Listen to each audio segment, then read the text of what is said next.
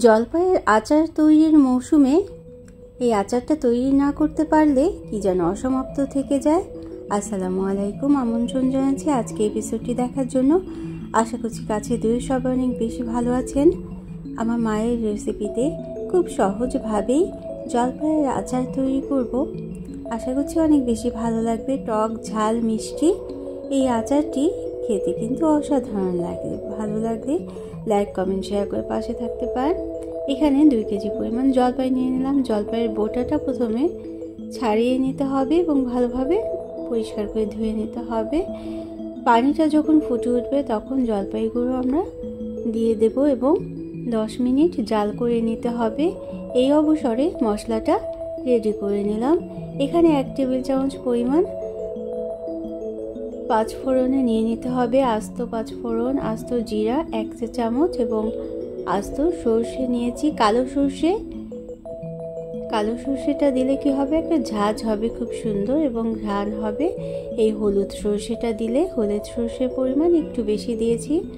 1.5 চা চামচ পরিমাণ শুকনো একটা প্যানের মধ্যে টেলে নিতে হবে। প্রায় 8 থেকে 10 মিনিট নেড়ে চেড়ে টেলে নিতে হবে, নিচে যেন পুড়ে না যায়।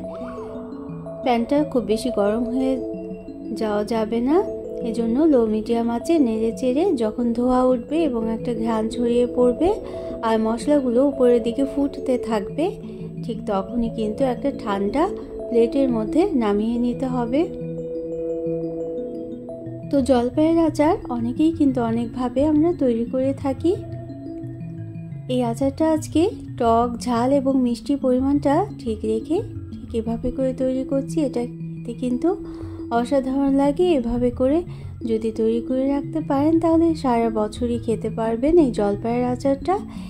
এবং ডালের সাথে এই আচারটা খেতে অনেক বেশি ভালো লাগে। যারা ভাত দিয়ে খেতে চান তারাও তেল কম দিয়ে এভাবে করে তৈরি করে নিতে পারেন।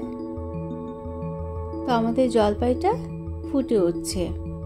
ফুটে ওঠার পর 10 থেকে 15 মিনিট আমি ফুটিয়ে নিতে হবে। এটা খুব বেশি নরম করে আমি ফুটিয়ে নিইনি, একটু শক্ত থাকা অবস্থাতেই আমি নামিয়ে নেব এবং হাত দিয়ে দেখে নিতে হবে যে এটা নরম হয়েছে কিনা। তারপর একটা ছাঁকনির মধ্যে এভাবে করে আমি স্ট্রেনারে পানিটা ঝরিয়ে নিলাম। অবশ্যই পানিটা ঝরিয়ে নিতে হবে এবং ঠান্ডা হয়ে যাওয়ার পর জলপাইগুলোকে ভেঙে নিতে হবে। হাত দিয়ে চাপ দিলেই কিন্তু ভেঙে যাবে সবগুলো জলপাই। তো ভেঙে রেডি করে রাখতে হবে। পর্যন্ত যারা দেখলেন একটা লাইক দিতে ভুলে গিয়েছেন, অবশ্যই একটা লাইক দিয়ে দিতে পারেন। মশলাটা আমরা গুঁড়ো করে নিয়েছি। ঠান্ডা হয়ে যাওয়ার পর তারপর একটা মিক্সার জারে করে গুঁড়ো করে নিয়েছি। চাইলে কিন্তু পাটায়ও বেটে নিতে পারেন, শিলপাটায়ও গুঁড়ো করে নিতে পারেন। তারপর একটা প্লেটে ছড়িয়ে নিলাম এবং ঠান্ডা হয়ে যাওয়ার পর একটা এয়ারটাইট কাচের জারে আমি মশলাটা রেখে দেব। মশলাটা সবটুকু কিন্তু আজকে আচার তৈরিতে লাগবে না, যে কোনো আচারেই এই মশলাটা লেগে যেতে পারে, এজন্য একটু বেশি করে তৈরি করে নিয়েছি। তো জলপাইগুলোকে এভাবে হাত দিয়ে চিপে চিপে ভেঙে নিতে পারেন এবং বিচিগুলো কিছু বিচি আমি আলাদা করে ফেলে দিয়েছি। খুব ভালোভাবে মাংসের অংশটুকু নিয়ে নিয়েছি জলপাই। তারপর বিচিগুলোকে ফেলে দিয়েছি, কয়েকটা বিচি ফেলেছি আর কিছু রেখে দিয়েছি। বিচির সাথে কিছু কিছু জলপাই থাকলে সেটাও কিন্তু খেতে ভালো লাগে আচার তৈরির পরে। তো ওই যে বললাম, জলপাইয়ের আচার অনেকে অনেকভাবে তৈরি করে থাকেন। গোলা আচার কিংবা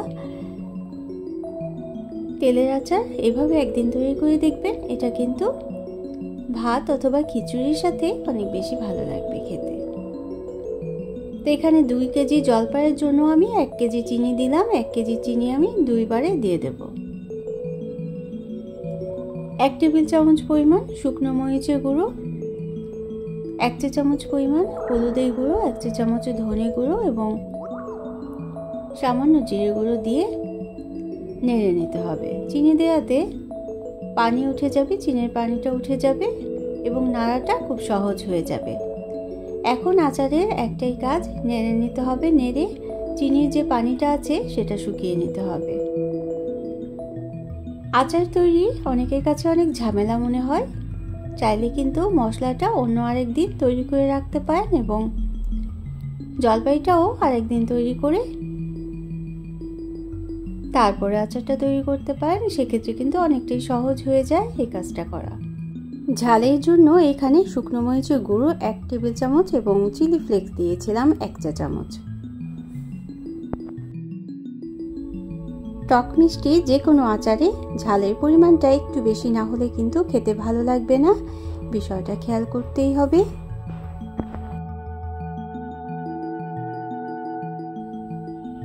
এখানে আমরা যে মশলাটা তৈরি করে রেখেছি সেখান থেকে 1 টেবিল চামচ পরিমাণ দিয়ে দিলাম।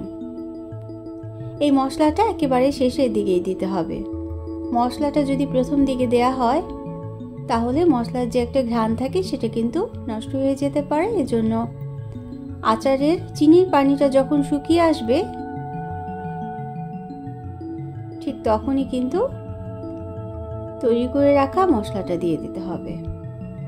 তো আমি নামিয়ে রেখেছিলাম, তারপর দেখা গেল কিছুটা শক্ত হয়ে গিয়েছে আচারটা এবং চিনিটা একটু বেশি লাগবে, এজন্য আমি আরও 1 কাপ পরিমাণ চিনি দিয়ে দিলাম। আর মিষ্টির পরিমাণটাও যা যা পছন্দ মতো দিতে পারেন। আমার কাছে যতটুকু জলপাই তার অর্ধেক পরিমাণ চিনিটা দিলেই ঠিক মনে হয়। তো শেষের দিকে অবশ্যই কিন্তু এই তেলটা দিয়ে দিতে হবে। আচারে তেল না হলে আচারটা কিন্তু ভালো থাকে না। এবং আমি কয় টাকা পরিমাণ সাদা সিরকেও দিয়ে দিয়েছিলাম। সাদা সিরকে বা ভিনেগার দিলে আচারটা কিন্তু অনেক দিন পর্যন্ত ভালো থাকে। তো আচারটা তৈরি হওয়ার পর চাইলে কিন্তু আরও 1 কাপ পরিমাণ সরষের তেল গরম করে ঠান্ডা করে নিয়ে সেটা আচারের মধ্যে মিশিয়ে দিতে পারেন। এভাবে করে রাখলেই আচারটা কিন্তু সারা বছর ভালো থাকবে। অনেক সময় অনেকের আচার তৈরিতে সমস্যা হয়, নষ্ট হয়ে যেতে পারে, আর এভাবে করে তৈরি করলে আচারটা কিন্তু নষ্ট হবে না। তো যারা দেখলেন কমেন্ট করে জানাতে পারেন কেমন লাগলো এবং শেয়ার করতে পারেন ফ্রেন্ডস এন্ড ফ্যামিলির সাথে। আর যারা প্রথম ভিজিট করছেন তারা চাইলে চ্যানেলটিকে সাবস্ক্রাইব করে বেল বাটনটাকে একটা প্রেস করে রাখতে পারেন, তাহলে নোটিফিকেশন পেয়ে পরবর্তী রেসিপিগুলো দেখে নিতে পারবেন। তো এই টক ঝাল মিষ্টি আচার কে কে খেতে পছন্দ করেন তাও কিন্তু কমেন্ট করে জানাতে পারেন।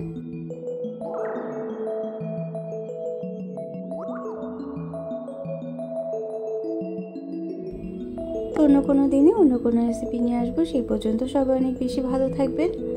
আমরা সবাই সবার জন্য দোয়া করবো। আর ফেসবুক থেকে দেখলে অবশ্যই কিন্তু পেজটাকে ফলো করে রাখতে পারেন।